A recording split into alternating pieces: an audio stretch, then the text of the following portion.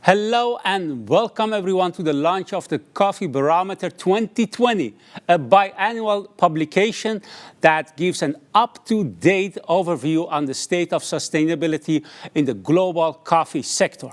This launch is a collaboration of, let me name the organization, HIVOS, Conservation International, Oxfam Wereldwinkel, Solidaridad, Ethos Agriculture, and Pakhuis de Zwijger. And right now, I am in Amsterdam. I am in the studio of the Circle. Circle is a platform for the acceleration of the shift toward a circular economy. And I have no mask. And my guest here in the studio has no mask. You will see him later.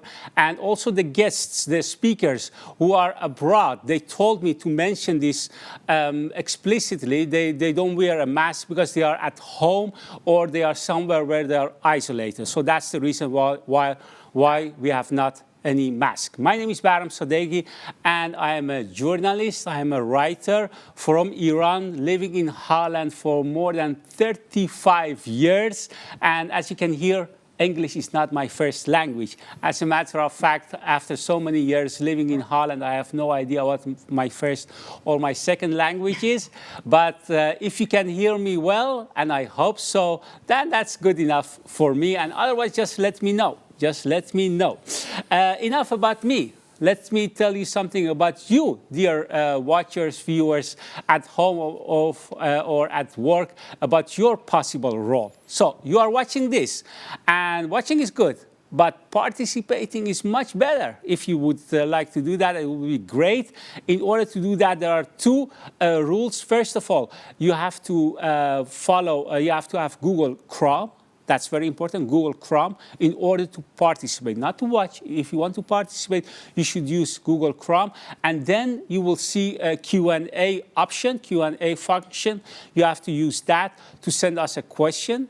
And it will be the best if you can address your question to the speaker. So you will have, later you will send a question specifically for Sjoerd or for Caitlin. So that will be make it easier for me to pass your question.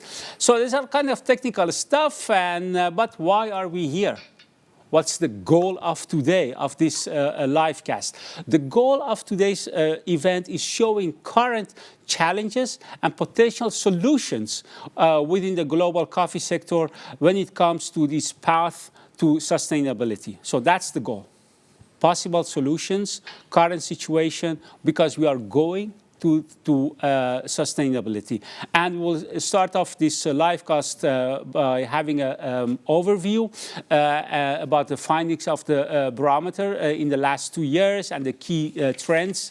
And after that, we will hear some solutions.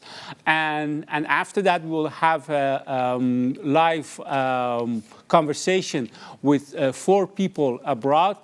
First of all, we will start off here in the studio with Sjoerd Panhuisen. He's the initiator of and the author of the Coffee Barometer. And then, and I hope now you can see the people online with us, we will see the great, impressive lineup of the speakers.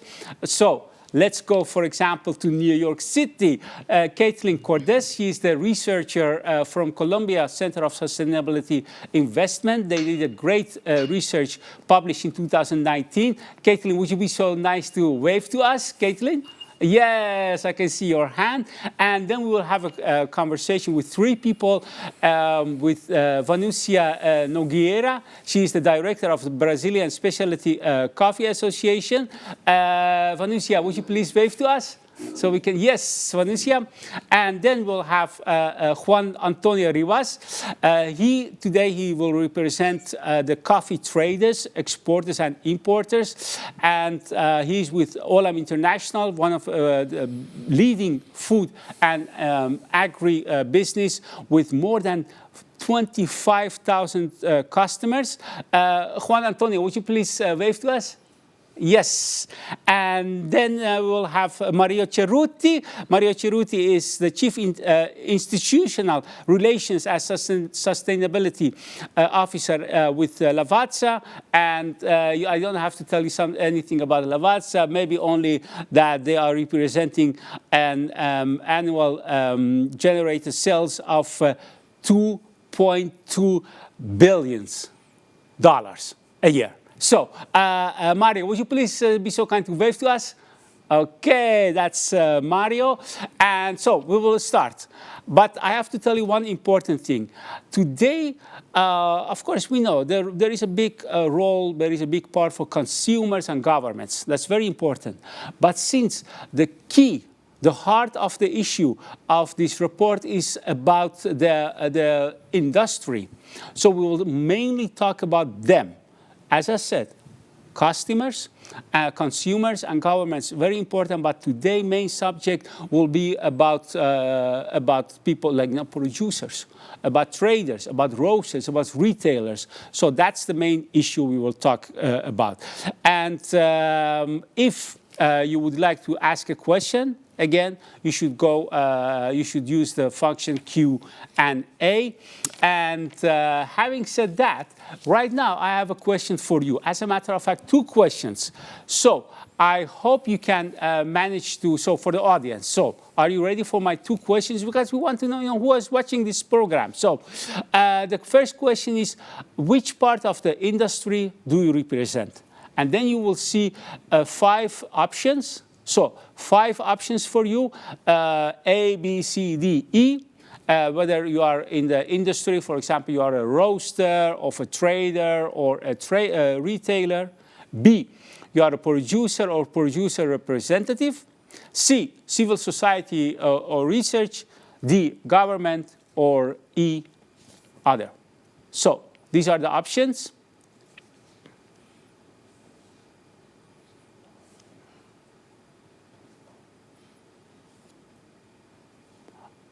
I'm just because I don't see whether any results are coming or not. So I'm just looking at to the floor manager, Hilda. Can we go on to the next question? Is it possible to go to the final question for the audience? Yes. Okay. So now I'm going to the final question. As for maybe one of the most important questions for you, coffee lovers. How much coffee are you drinking during the lockdown? So A, is it less than before? Or B, is it the same than before, same as before, or is it more than before? So A, B, C. And I'm just looking to the camera and wait a little bit. Okay. I don't know, no, because now you are giving the answer. How about you, Sjoerd? Are you drinking more or less coffee? I think during writing the report, a bit more. A bit more, yeah. Yes. And you wrote the report during the lockdown? Absolutely. Absolutely. Yeah. So you are drinking more. Okay. And I'm just looking again to our floor manager here in Amsterdam, Hilda. Can we go on to the conversation right now, or shall we wait a little bit for the final answers? Okay, we can go to the conversation. Okay, Sjoerd Panhuizen, you are with Ethos Agriculture, and you are the initiator and the lead author, the lead writer of the Coffee Barometer 2020. You are working in this business, coffee business, for how many years? I would say about 15. More than 15 years already. More than 15 years. Yes. And you look to me like a young gentleman. Thank you. Thank you. Okay, no nice problem. Because so it means that this is the big bunch of your lifetime. Am I right? Yeah, absolutely. And I just wonder. Of course, we'll talk about your report in a second. But what is the motive? What drives you? What's the engine? I think it's mainly the big world behind coffee. There's such a huge world, and everything seems to be interconnected to coffee. And for example, I'm especially interested in adaptation to climate change, how agriculture can be adapted to climate change as one of the big questions of our time. But if you look at coffee, that's really the laboratory where a lot of these ideas are already tested and tried out and for years and years. And the more you know about coffee, the more you learn, the bigger the sector becomes, and it's still interesting. So.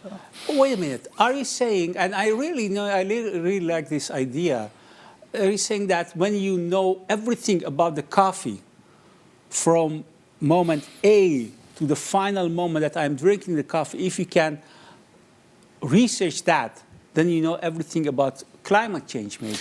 Well, that is maybe a very big claim, but at least my feeling is indeed knowing everything from production till consumption, that it brings so much to the table that actually touches upon economic, social, environmental issues all the time, and that's where my interests are. So yeah, it's coffee all the time, indeed. Yeah, tell me what kind of coffee you drink, and I'm telling you what kind of man you are or woman. More or less. Yeah. More or less. Very interesting. Very interesting. And we will watch a short animation film, 1.5 minutes, and it's about the main message of the report. And after that, we will have a conversation. Sure. So I'm asking the floor manager to start the animation right now. Here's the thing. Coffee companies defined big sustainability commitments for 2020. Unfortunately, the Coffee Barometer concludes that most commitments are not being delivered. Is it because they don't have money? Well, the largest part of global coffee revenues is earned by the top 10 roasters, who received $55 billion in 2019. In the meantime, coffee farmers only get a fraction of this amount, are hardly able to cover their basic needs, and are under constant pressure to cut costs at the expense of the environment or by reducing wages. The coffee sector loves to talk. In roundtable events, major sustainability issues are frequently discussed, but this does not translate into meaningful change. No higher farmer income, no better labour standards, no adaptation to climate change. It's time for action. There are plenty of ideas and tools to make coffee production more sustainable. Even if there is uncertainty about the outcomes of our actions, this is not an excuse to do nothing. The industry has to take collective responsibility and live up to their own commitments. Want to learn more? Go to www.coffeebarometer.org.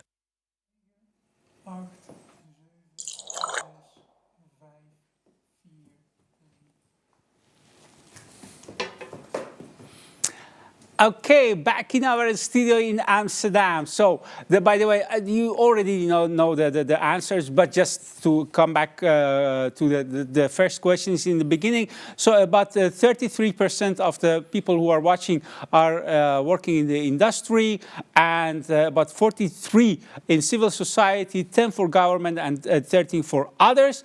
And most of people, they drink same amount of coffee as before, about 60%, and 10% is drinking less, and 30%, 30, more than before. Okay, shoot. I have a couple of questions for you for the next 10 minutes. As I said in the beginning, the main issue of the report is not about consumers or the government. Of course, you have them because they are important players in the chain. But why is the main focus of your report is on industry players? Yeah. Well, I think this is already the sixth edition of the Coffee Barometer. And actually always the same question has been the starting point, like, can we say something about what are companies saying they are doing? And can we see in practice what are they actually doing? And that has been the red thread in all the barometers. And of course we can look at that question from different angles. This time we really focus on the top 10 roasting companies. Of course, those companies, compared to the report from 2018, the top 10 has changed, but we try to stick to a top 10 to make it also a bit manageable. And those top 10, excuse me for Sure, interrupting, go ahead. how big are they? How many, how big of crunch of market are they representing? Together they represent around 35% of all the green coffee that is being roasted into consumer coffee. So big, well, let's say 1/3 of the whole global coffee market.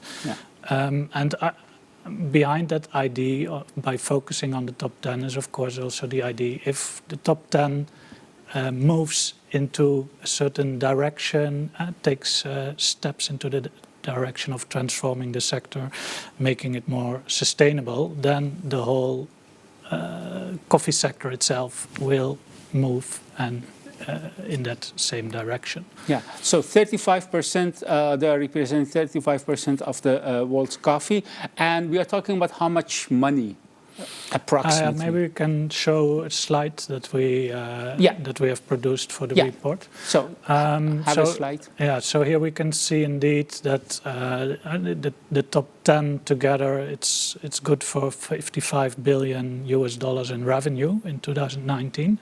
So in the earlier reports, we always looked at the volume. How much volume do these companies bring to the market?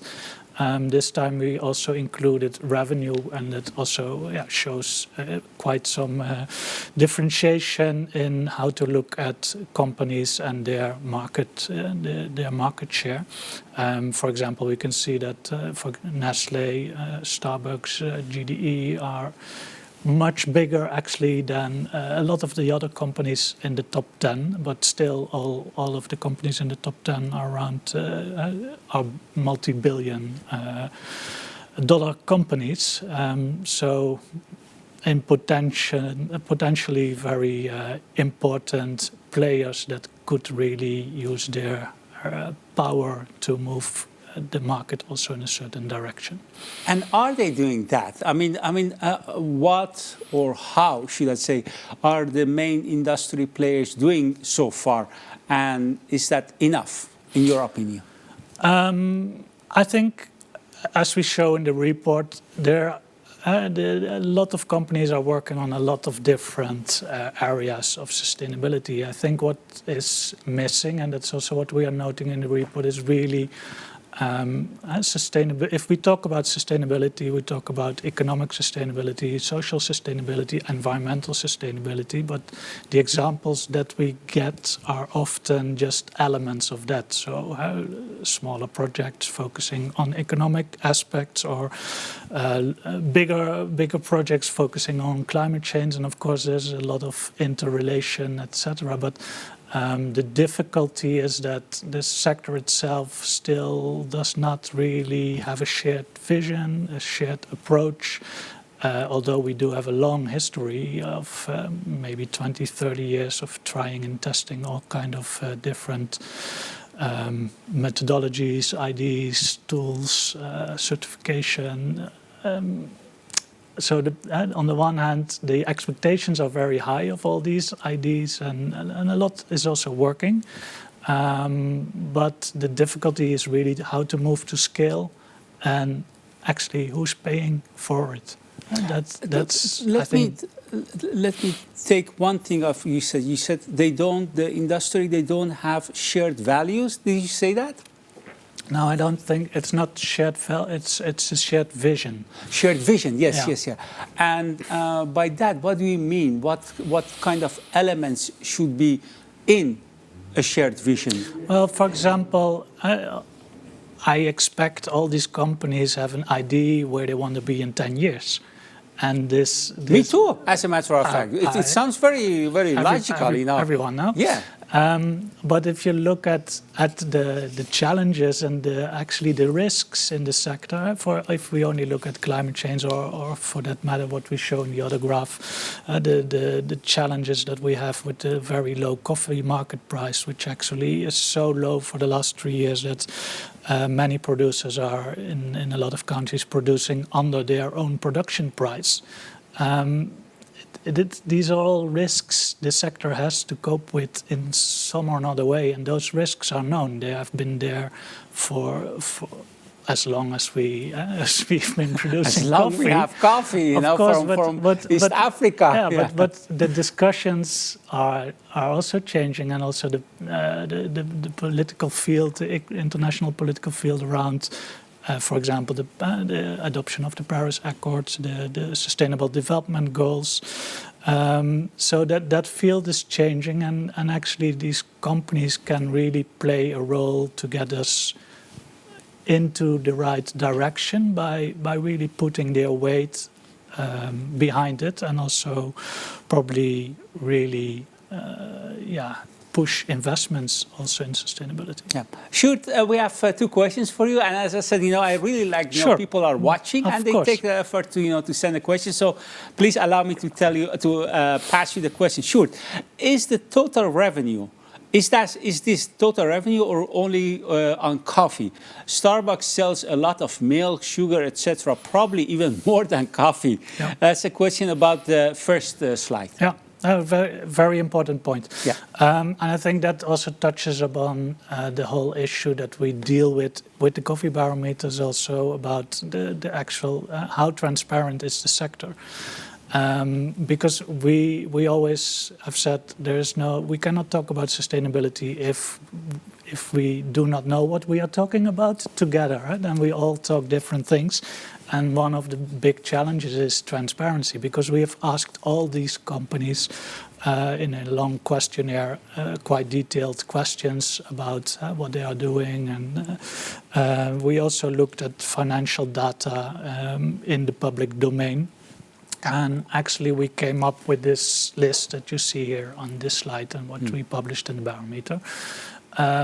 Of course, there's a caveat, and I know, for example, with Starbucks, the total revenue of Starbucks is around 26.5 billion in 2019, and their beverages division is 16 billion, but the beverages division, it's not completely clear if that's only coffee or if that also includes smoothies and whatever they sell. Hot chocolate or tea. So that's possible, but we expect that to be a small element of that 16 billion. But indeed, you don't know. We don't know exactly. No. And we have some more companies, we had to make estimates because they are not sharing that type of information. So transparency is a big Transparency issue. is, for us, it's the issue, yes. Okay, shoot, I have about 3 more minutes for the conversation with you, and fortunately, or should I say unfortunately, there is another question for you. What can you say about the other 66% of the market? So can you summarize that? Do you have any idea about that? Well, yeah, good point. Well, the other side of the market, it's probably covering all the other coffees that are out there. Of course, when focusing on the top 10, they have well-known brands. But of course, the market is huge, and there are a lot of, even walking from the station to here, I saw so many small coffee shops still selling takeaway coffees. But so it includes specialty coffees, but also probably unknown brands in the supermarket in Uganda, or for that matter in Brazil. So it's a big world. Big blend, just to use another term. Yeah, big blend. Okay. There is one more question, and I have a final question for you as well. So this question: if you compare the value versus volume, these seems to be a wide range. Do the companies that have a relative high value also have achieved a higher level of compliance to their 2020 commitments? Of course, yeah. I think it's a good point, and it's also something we looked at. We do see, for example, indeed, in the report we explained that into more detail, of course, that Nestle, Starbucks, Lavazza, that they really translate part of that value also into more sustainable practices in the countries where they are procuring their coffee. But it's not said that it's a one-on-one match, I would say. Okay, final question for you. I know it's a big question. But thank God you are here to answer the big questions. What's the most important message of this Barometer 2020 when it comes to the industry? What would you say to them? Yeah, I think the commitments that we see of all the companies, they are sincere, and all these companies are also collaborating and trying to work together in multi-stakeholder initiatives. And we have another slide where we show those initiatives. But what we also see is that actually we are learning together, but we do see that we need to raise the bar, because if in the last 10 years we clearly see a maturing discussion in the coffee sector, but it really needs to go one step further, and that means that we need to define better the roles and responsibilities of the stakeholders involved, but also with those roles and responsibilities, there's also that ask for, okay, how are we going to really to make it happen, to make it work? Because I did expect 15 years ago when I did the first Barometer that 2020 would be somehow the final conclusion of, well, we are there. The sector is completely sustainable, everything is working well. But it's, if we look now at the report, and of course also with the situation with COVID and how that affects coffee farmers, we are far from getting even close, and we really need to do an extra effort altogether. So you just call them up to do action. Yeah, really, and also put your money where your mouth is. Put your money where your coffee is. That's another way to phrase it. You stay with us during the conversation. So if you have any questions for Leo, for other panel members, please go ahead. Unfortunately, I see that there are more questions coming for you, but I have to go on to the next parts of the program. Is it okay with you? Yeah, absolutely. Okay, and I will pass the question later to you. I will try to answer them. Okay, cool.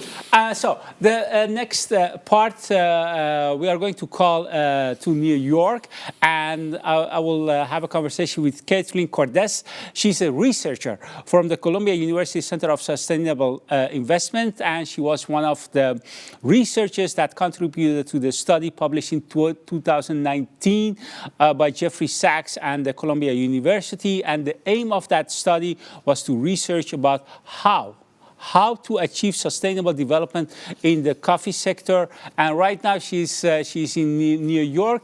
And Kathleen, thank you so much for being with us. Before I give you the floor to give us a presentation, I'm just wondering, could you follow the conversation with Sjoerd here in Amsterdam? And if yes, what was the most important thing, singular or plural, you heard? Just very briefly. Yes, absolutely. I think first I'll just say congratulations to Sjoerd and to the other contributors and publishers of the Barometer. It's really insightful and it's a really useful resource. I think it's also a very sober reflection on the current state of coffee sector sustainability. I was really struck, Sjoerd, by your last comment here as well about how you thought, 15 years ago it would be an entirely different situation right now. And the general story from what you were presenting today and from what the Barometer says as well, to me, seems to be that everyone knows there are massive sustainability problems in the coffee sector. We've seen fairly widespread voluntary sustainability efforts to address them, but the results have been really disappointing and much more needs to be done much faster to make a real difference.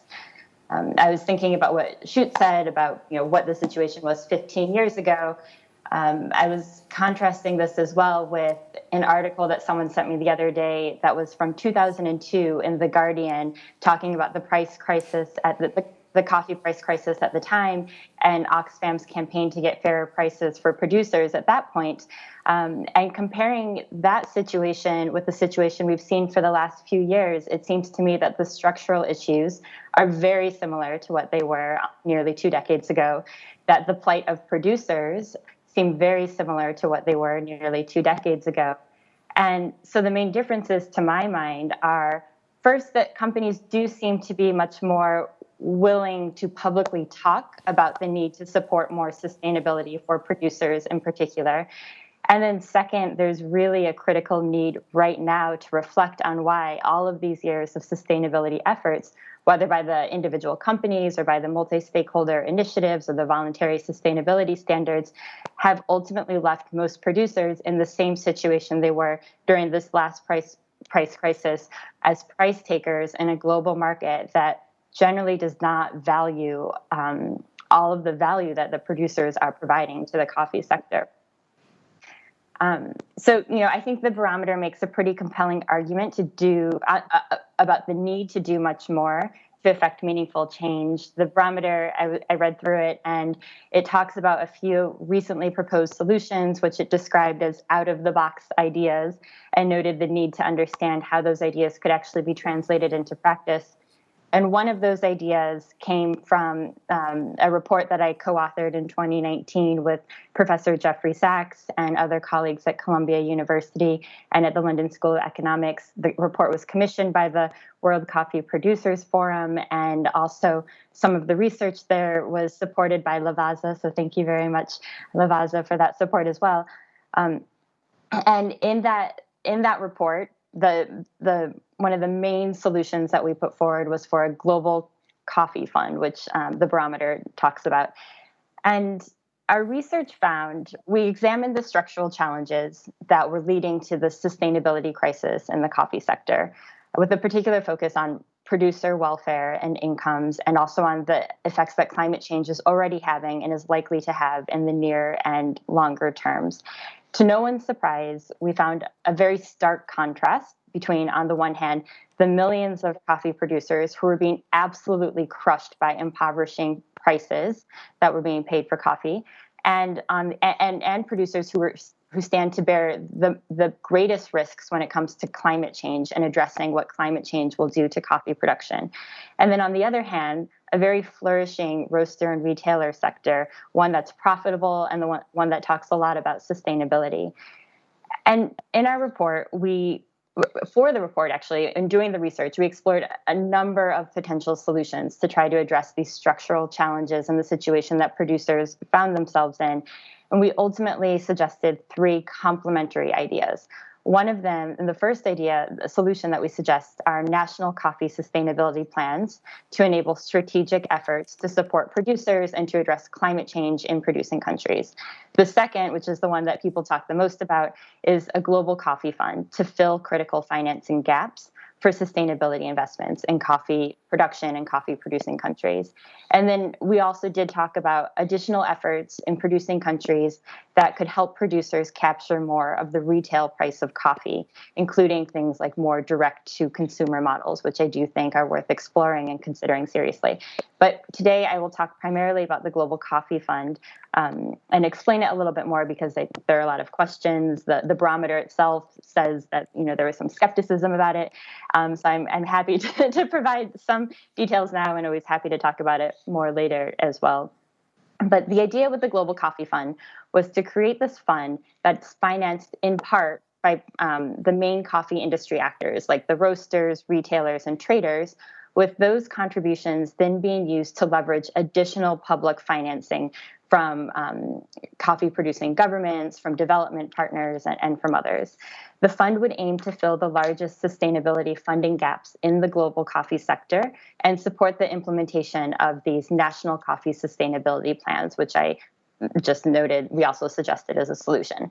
And that would allow some context-specific sustainability efforts within each coffee producing country. Among other things, the Global Coffee Fund could serve as a price stabilization fund of sorts without the need for supply management, which is, I think, a particularly tricky challenge when it comes to thinking about price issues. But it could serve as this form of price stabilization fund by providing direct income transfers to smallholders during sustained periods of low prices.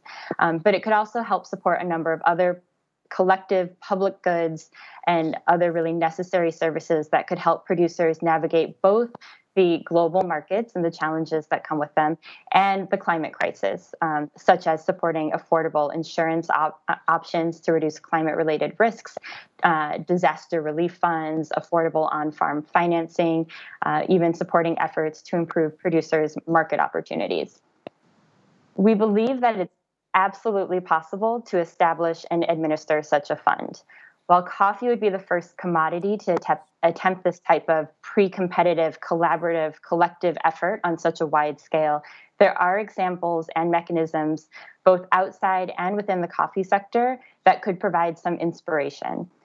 For example, in our report, we do provide a number of operational and governance suggestions, which we modeled in part on those used by the Global Fund to fight AIDS, tuberculosis, and malaria.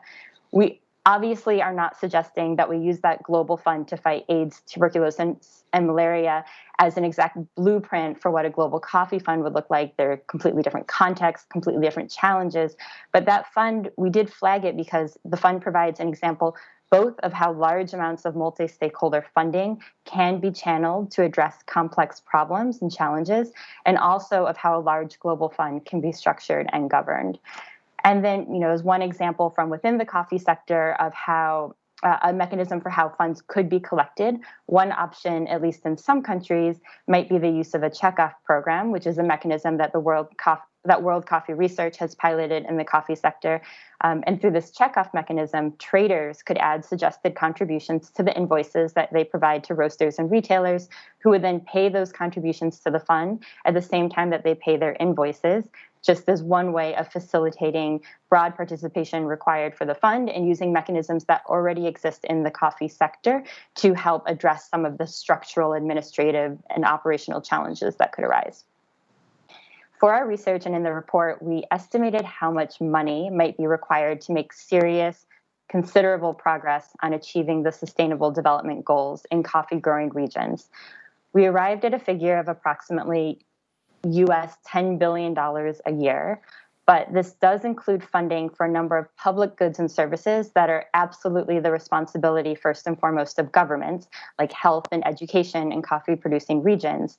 And so for that reason, our report suggested a goal of trying to raise 1/4 of that amount, $2.5 billion a year, through pre-competitive private sector contributions to the Global Coffee Fund. The Barometer, in the report I read, noted that this amount has been met with a lot of skepticism in the sector, and I acknowledge that it sounds like a lot. However, we calculated that this would amount to less than half of 1 US cent per cup of coffee sold. I would pay less than half of 1 US cent for every coffee cup that I drink. And I imagine a lot of you watching this would also pay that amount. So shouldn't we ask the profitable companies to do that as well? And if this amount is really the sticking point for a lot of actors, I would like to hear then coffee sector actors counter with what they think would be a more appropriate amount, rather than simply dismissing this idea out of hand. I will say one potential criticism of the fund is that it is essentially a form of charity rather than an overhaul of structural inequities and power imbalances within value chains. I absolutely understand that perspective. We suggested the fund, however, with the belief that downstream and midstream actors, such as roasters, retailers, and traders, must fulfill and have a co-responsibility for achieving sustainable coffee production, and that they must shoulder more of the risks that currently fall too heavily on producers alone, whether those are price risks or climate risks. And so we suggest that a global coffee fund should be seen in that light, not as charity, but rather as an avenue for fulfilling that co-responsibility that downstream and midstream actors have. We get into a lot more details about the fund in the report, so I won't belabor it more here, although I'll say that my co-authors and I would be happy to talk about it with anyone who's interested. And I'll just end my remarks by stating that the Global Coffee Fund is obviously only one solution that has been proposed. We think it's viable. We think it's worth serious consideration. But for companies that are not interested in participating in a pre-competitive collaborative effort, I think the clear alternative for them is changing business practices within their own supply and value chains. And so I would thus expect that companies who are not interested in the fund would instead be making commitments to and providing evidence of concrete efforts within their own supply chains to improve producer incomes and livelihoods, particularly during periods of low prices and in light of climate change pressures. For example, I'd expect companies to make commitments to paying prices that cover production costs and decent wages for workers and that enable producers to live with dignity. I'd also expect commitments to other business practices that make companies good partners to producers, like the commitments to long-term relationships with producers, commitments to using fixed price contracts when appropriate. This might also include commitments to buy more or even to buy only certified coffee that supports better producer incomes. To my mind, one of the great tragedies of the voluntary sustainability standards is simply that so much coffee is produced under those standards, but not sold under those standards, leaving producers and their organizations to bear the costs associated with that production, but unable to benefit from associated premiums or other benefits that could arise if they could sell under that standard. And then a final thought, going back to what Shoot was saying and what the Barometer talks about, is that transparency, to my mind, transparency is never the end goal, but it is a really important means to an end. And I think that transparency around prices paid to producers could be a really useful step towards moving sustainability commitments along. There's been some really interesting transparency initiatives to watch in the coffee sector.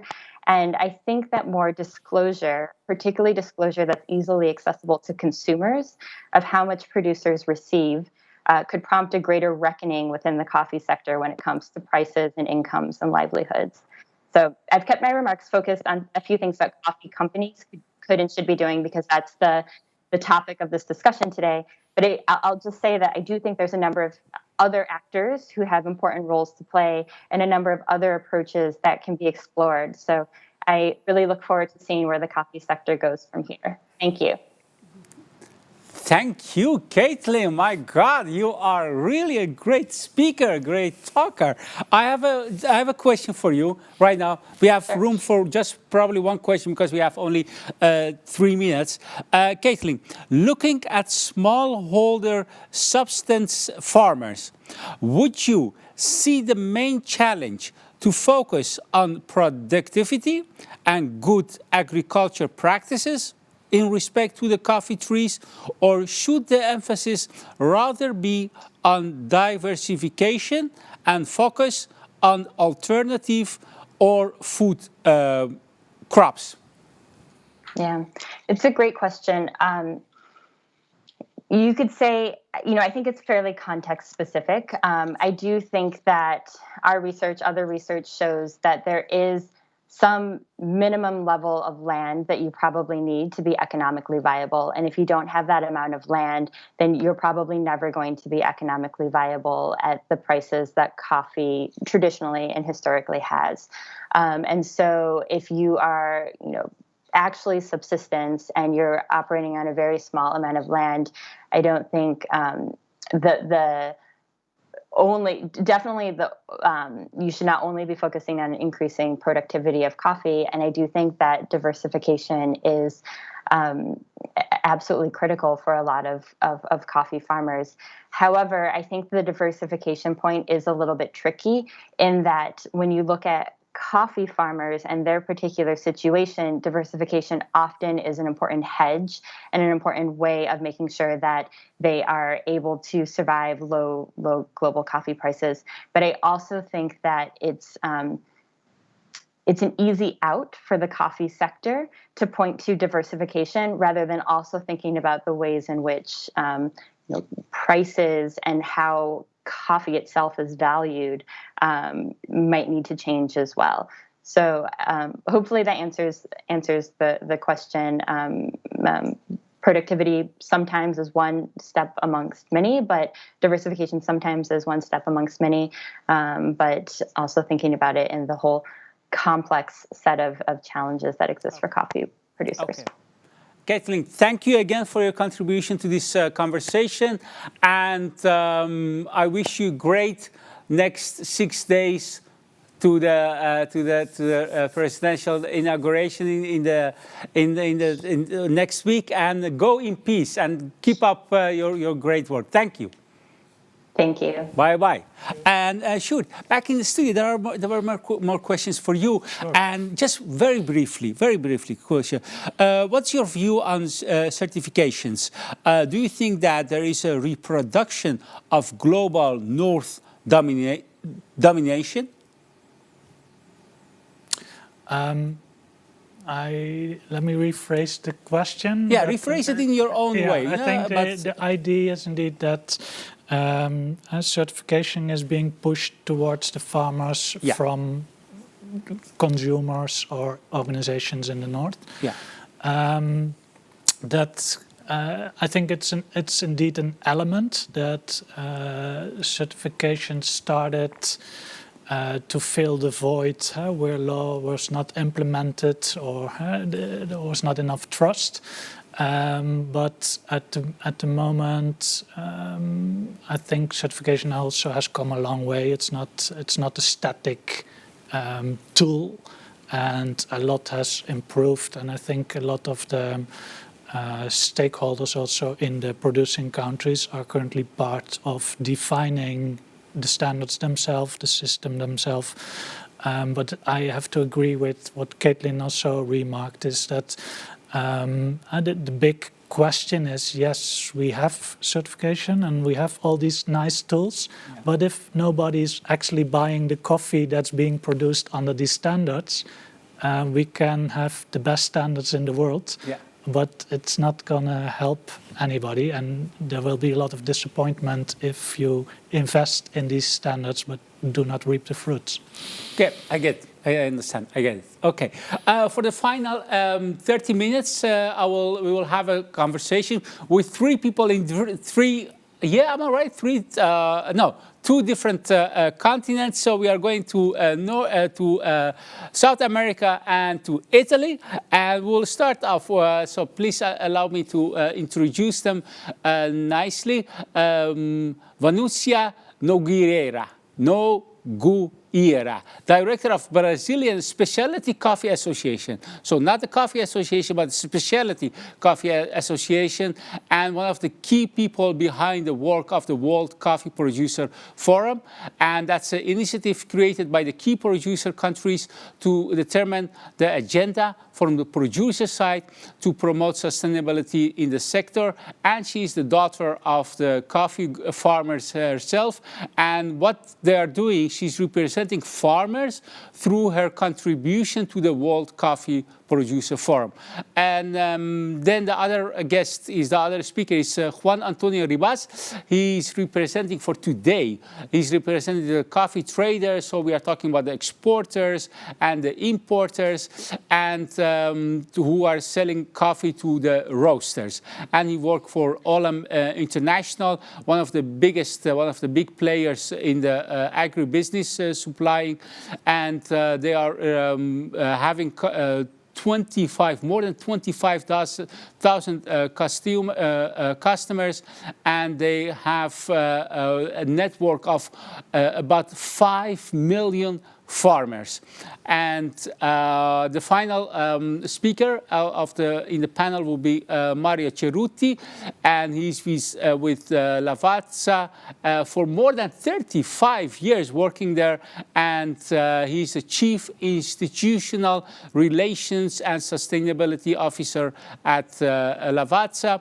And I don't have to tell you, but then again, Lavazza is representing 2.2 billion revenue in 2019. So I have a question for three of you, and I will start with Venusia, and then I would like to hear Juan Antonio, and then finally Mario. The question is, what do you think about the solution raised regarding the Global Coffee Fund, as we just heard? What do you think about that? And is it a good solution? What are the pros and cons of this this solution? And if it is not working, in your opinion, what other solutions do you propose? Vanusia.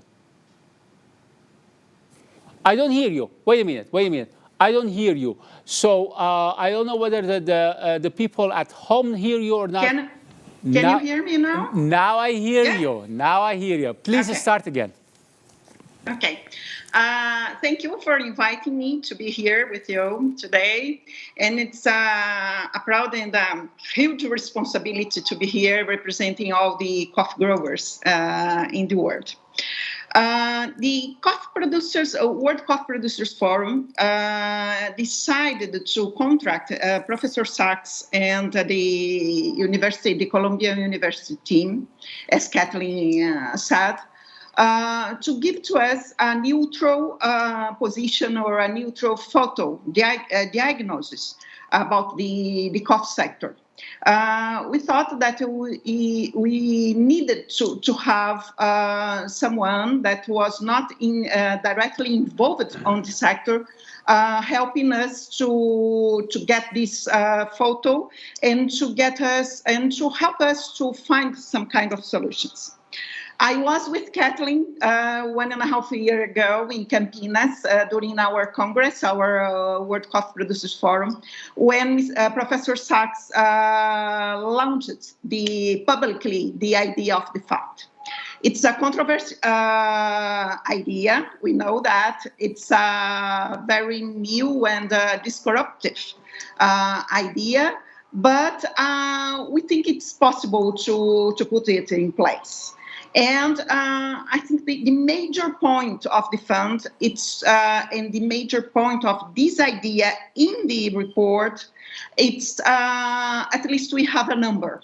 We have an estimation about how much we need to really address the needs of this sector to achieve a good sustainability in social, environmental, and mainly for the producers, the economic sustainability.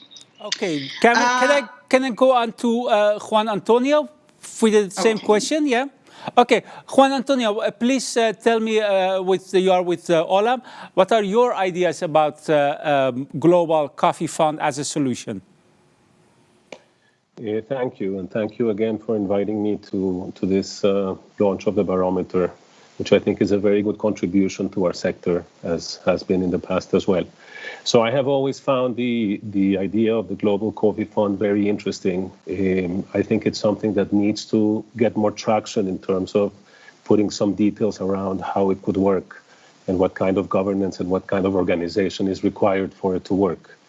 I think the most striking part of the recommendation or the proposal for me is just that a very, very small extra cost of a cup of coffee can generate very significant resources that if we find the right mechanisms to channel those resources to the coffee producers, to the most vulnerable coffee producers, it can really go a very long way to ensure long-term sustainability for the sector. So I think the estimates that were made in the report are very interesting in that sense. The other part of your question was, what other ideas could be out there? And I would like to mention one that actually Olam put forward some time back, which was that we believe that we should relook at a price stabilization, at a global price stabilization fund, but a fund that needs to work differently than other efforts that have been made in the past. This fund should be counter-cyclical, if you want, so that we can contribute through that fund to reduce production in the world when prices are low, when we are going in a low price cycle. And how do you do that? By giving incentives to coffee growers to renovate their plantations with new varieties, with more resistant varieties, more resilient varieties, higher yielding varieties. But then when you do that, you remove some of the production when prices are low, and then that production comes back to the market when the prices have recovered. And I think that construct of a price stabilization fund should also be looked at in greater detail. And again, it requires a multi-stakeholder approach. This is not a one-company proposal. It requires that we sit together, a lot of the stakeholders in the industry, and look at the details as well. Okay. So I think that could be another potential solution. Okay, thank you, Juan Antonio. Please allow me to ask the same question to Mario. Mario, what's your take on this notion of global fund? Yes. Well, let me first of all thank all of you for allowing me to inviting me to participate, and thank you very much to Jord and all the other people for the Coffee Barometer. I think is really a very important publication for developing the knowledge of the whole coffee sector. And also let me thank Kathleen for remembering that we were also supporting financial support, but also a little bit more than that, because we did a lot of work with some of the author in the providing the data and the data set for the study, and the idea behind that was really to contribute to a kind of, let's say, third-party point of view, third-party academic thinking about the coffee crisis that is really, let's say, unfortunately in our sector since many years. As you remembered, I am already quite a while involved in coffee. So maybe this is the reason why you Barham, didn't call me a young gentleman, which I totally agree with you, by the way. But the coffee crisis is actually a little bit more than a crisis. Normally, crisis means something that is a temporary, limited, and in coffee is probably getting a little bit too structural. So, having said that, just to fix a little bit the scenario, I think that the idea of the fund per se is a good idea. I also honestly have to say that I really think there are a huge number of issues and problems and constraints that have to be addressed. Just to take one, for example, 10 billion is about 50% of the value of the whole exports, 40 or something percent, depend on the coffee prices, of course. So to imagine that a roaster can afford such a percentage difference, it means that yes, you support the coffee market, and then next year you go broke because you are totally out of the market. So is honestly completely unrealistic, and also is unrealistic to talk about contribution per cup, which is fine when we talk about coffee served in a bar or in a cafeteria, etc. And maybe the parameter is not so correct when we talk about coffee in home consumption and so on and so forth. So the good part of the story is that the coffee world is so diverse, so let's say variegated, that is very interesting, but is also very complex. So having said that, the fund, let's say my focus point on the fund is that is good. The idea is very good, but we have to work on the details where normally the devil is. And the other level is that the coffee fund is addressing structural problems, which are not problems necessarily linked to the coffee. When we talk about infrastructure, when we talk about training, when we talk about farmers' resilience, which are all issues that I totally share, I totally agree are fundamentally important. but it's totally unrealistic as well to imagine that is one specific sector. Could be coffee, could be bananas, could be cocoa, could be anything you want. But to imagine that is one specific product that has to address this problem is unrealistic. It is more an issue of the whole country. It's more an issue to help development in a broader sense, or let's say agricultural development in many countries. So for that sake, again, I think it's a good idea, but is a much wider idea that only the coffee can do. But what is I understand, Mario. I understand your point. Let's talk about another issue, namely transparency.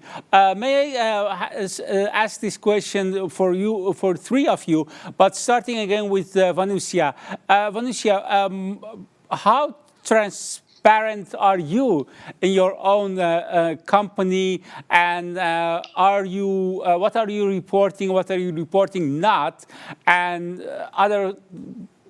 put it another way, are you doing well with the commitments that you make?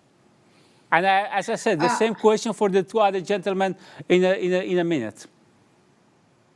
I think this question it's more for Mario and Juan Antonio than me, because I'm in the producer side, and here we are very transparent with everything we do. Because we do such a small part of this. We are the raw material for all of them. Okay. And we talk about sustainability in the three pillars all the time. And we show this to the world. Okay, Vanusia, I like your modesty. So that's good, you know. So let's pass the question to the other gentlemen. So let's start with Juan Antonio. How transparent are you, and when it comes to your commitments that you have made, how far you reach those commitments? Yeah, so as a company, Olam has been on a journey, if you want, to increase transparency. I think we are a very transparent company. As an example, at the corporate level, we have been reporting using our results, using the Global Reporting Initiative, GRI, I think for the last 8 years, where we report things like greenhouse gas emissions, human rights, employees, etc. at the corporate level. In the coffee division of Olam, which is one of the divisions of Olam, we have recently launched a very comprehensive sustainability strategy that has very clear goals, very clear targets, has defined clear KPIs up to 2025. And we have committed to report on progress on those commitments on an annual basis. So I think we are a very transparent company. We're a publicly traded company, publicly listed company, which also brings some responsibility in that sense as well. Maybe finally, we have, in the last 2 years, launched a platform, a sustainable product platform, if you want, that we call At Source, which is basically our way of delivering to our customers products with all the information behind the production of those products. So in this case, coffee. We do this through a digital platform where we provide more than 100 different metrics related to sustainability that are related to the coffee that we are trading.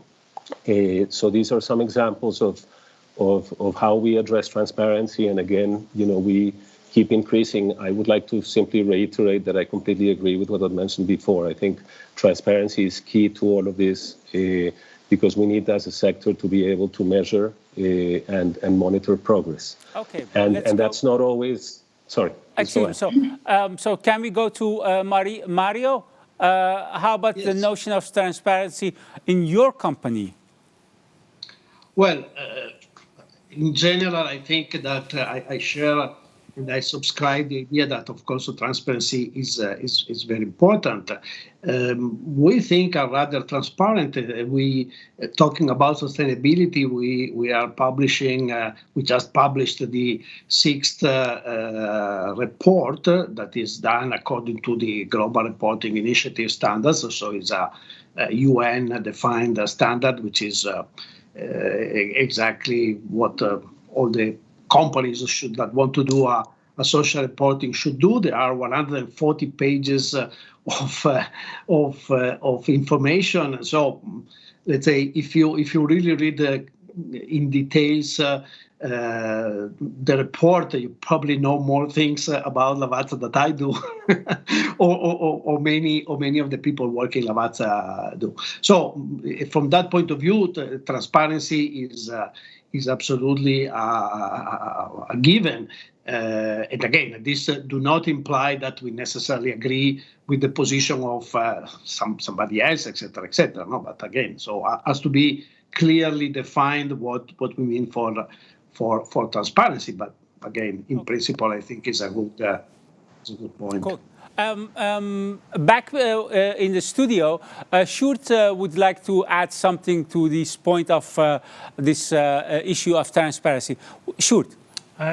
Yeah, well, of course, I think it's a relevant question for our guests. And on the other hand, both Olam and Lavazza and a couple of other companies are probably the exception to what we have seen in our report, where we still, after 10 years, see this immense struggle with having access to actually very simple data points, or just figuring out how much progress has been made in the sector. So I have to agree. I think Antonio said that also the sector itself also has to raise the bar. And I think these companies who are setting that example can also challenge their peers to come up to that level of transparency, because it's essential for the whole sector. It's not on an individual level anymore. As I said, we have mentioned a couple of times, we are emphasizing the role of the industry in your report. But me, as just the average Joe, drinking my coffee, it would be great if I could know which companies are transparent, toward these goals or not. Then I know, okay, I prefer Lavazza about the other company, because I didn't know that, to be honest. I think it's a good point that you are making, because other research shows that consumers are becoming more and more interested in the social and environmental story behind what they are buying, not only coffee. Tell me those stories. Yeah, exactly. So, okay, but as I said, that's not the main question for today. But it's an important element because translate. Someone is buying your coffee. Yeah, transparency to me.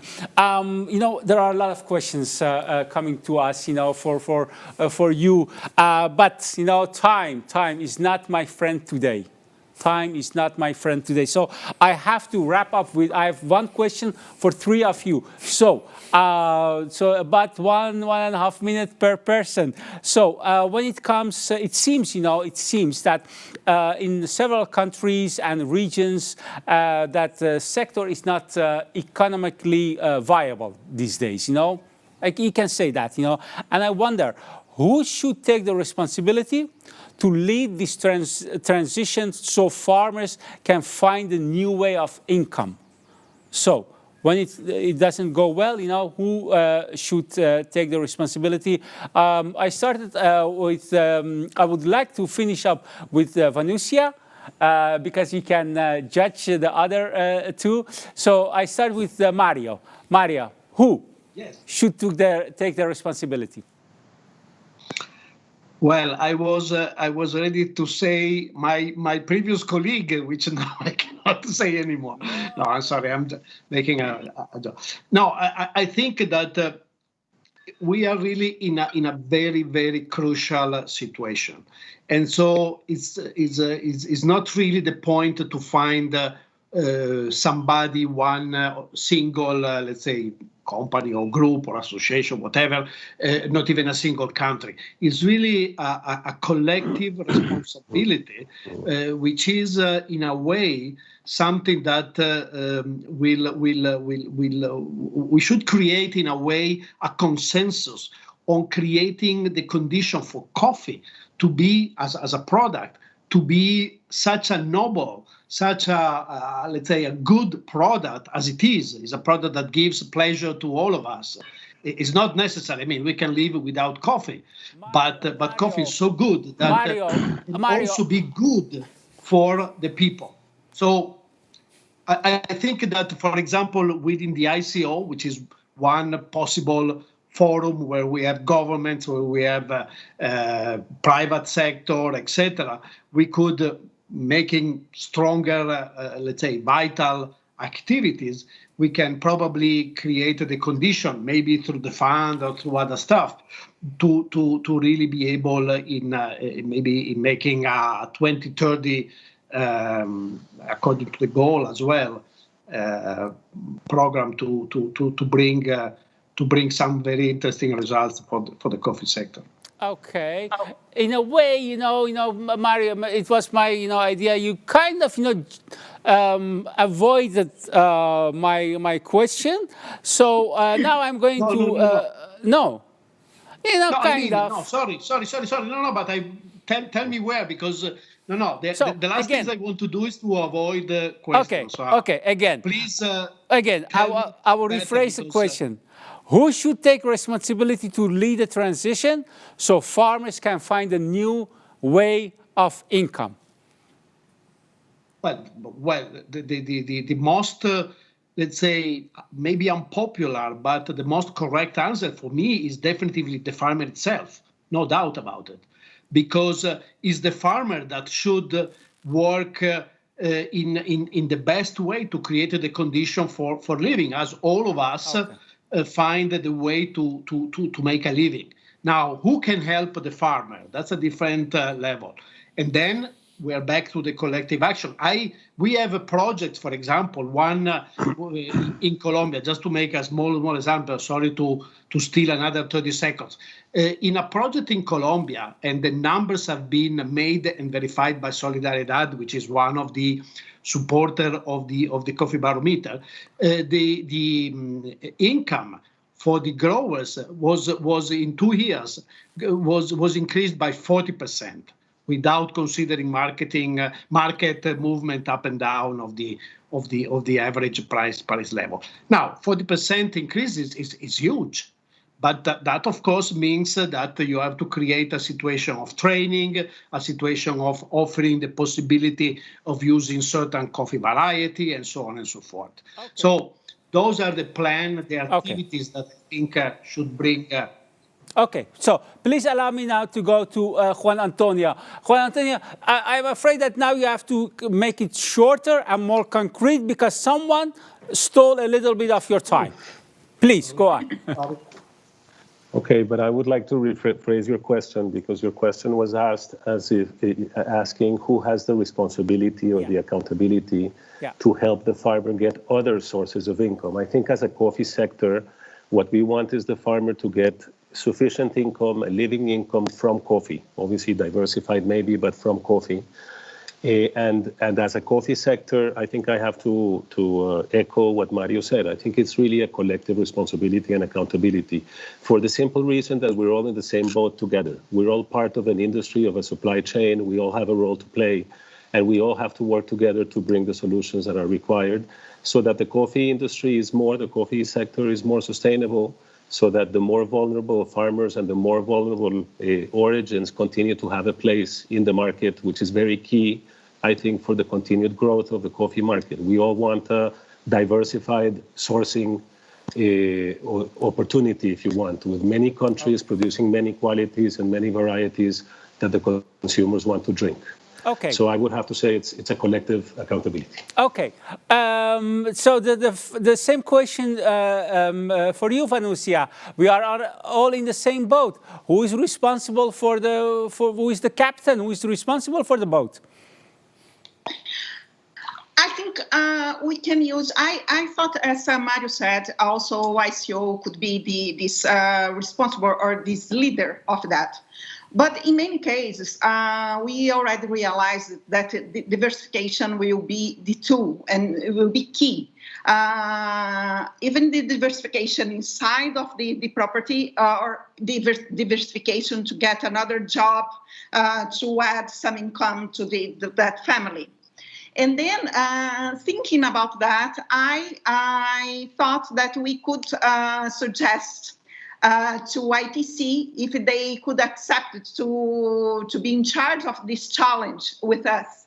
They are doing many projects related to this in the world, in many of the coffee producers' country already, and with many communities, coffee communities. And I think they could be a neutral and a good organization that could lead all this process, of course, with huge support of all the sector, mainly from the traders and the industry. Okay, thank you. Thank you very much. Now we are going to wrap up this conversation. I have one more question for the audience. And while I'm asking that question for the audience, I would like to hear from the panel members, as you are one of the members of the audience, the same question. So the question is for the audience. Now you can see, in your opinion, to what extent will the sector improve its performance in relation to the issues discussed today? So what are your hopes for the future, for the sector? Will the sector no improvement, A, small improvement in the future, or C, a significant improvement? So the question is, for the audience, please send the answers to us. In your opinion, to what extent will the sector improve its performance in relation to the issues discussed today? And while they are sending us their answer, very short, no improvement, small improvement, or significant improvement. Vanusia, which would be your answer? My hope is letter C, of course. Of course. And then I go to Juan Antonio. No, I'm optimistic. I think the sector understands today much more than in the past what needs to be done. I think we have all the diagnostics. I think the commitments that companies are making in that regard are significant and increasing. Cool. And I am also optimistic that we will make significant improvement in the near future. Mario, briefly. We have to, must be C. It's not a hope, it's a must. It must be C because we have to bring such a level of let's say good impact in the coffee sector. So through all the participants, we shouldn't forget the important players like governments, like organizations, and so on and so forth, but also important issues like technology. We didn't really talk today about it, etc. But there are a lot of possible ways that will help the sector to bring prosperity, to bring good living, to bring what everybody has the right to expect from life, and not only us, but also the coffee producer, of course. Cool. Three of you, thank you very much. Thank you for being with us from different time zones. And of course, let's not forget Caitlin Codes from New York. And now a short wrap up back in the studio. First of all, my question, the same question for you. To what extent the sector will improve its performance in relation to the issues we discussed today? No improvement, small improvement, significant improvement. Well, I share the hope that we move to significant improvements. No but? No, although I might have to write a couple of more coffee barometers to keep everybody accountable and show the credible. On the one hand, yes, it sounds all credible and doable. Yeah. But we also have to be realistic and push into certain directions. Yeah. Because you could not see what the audience have answered. To give you an idea, 60%, 60, said small improvement. 20% said no improvement, and 20% said significant improvement. And, so we are at the end of this webinar. I wonder whether you have any final remark, and then we will just wrap up. Finish. Yeah, I think what I took from the discussion here is, of course, what we also notice in the coffee barometer itself is the attention currently in the sector for living income, relating living income and sustainability, which of course makes a lot of common sense. Next to that, of course, there's the whole living wage discussion, because coffee is, there are a lot of laborers involved in the coffee sector, and what we also noticed in the coffee barometer, there's not that much information about laborers and coffee pickers. So I think that's an area where we also need to learn more and pretty fast. To avoid indeed to fall into the same enthusiasm that we had like 10 years ago with everybody running around with indeed the voluntary standards initiatives and pushing for certification, that we now start pushing like living income as the big solution for everything. I think we have to be cautious about that and really of course, the urgency is high, but really, move together to this. Let's do it. Let's do it. Let's do it. Yeah. Okay. Thank you. Thank you very much for your report, and I hope to see you in 2 years under better conditions globally, and of course when it comes to coffee. And thank you to the audience for sending us your questions. Unfortunately, I'm really sorry that we couldn't handle these questions or pass them all to the speakers, but I'm sure that this question will give us more reasons, more need to organize more webinars like this. Very good questions, but as I said, I'm very sorry I couldn't pass them to them, just only when it comes to time.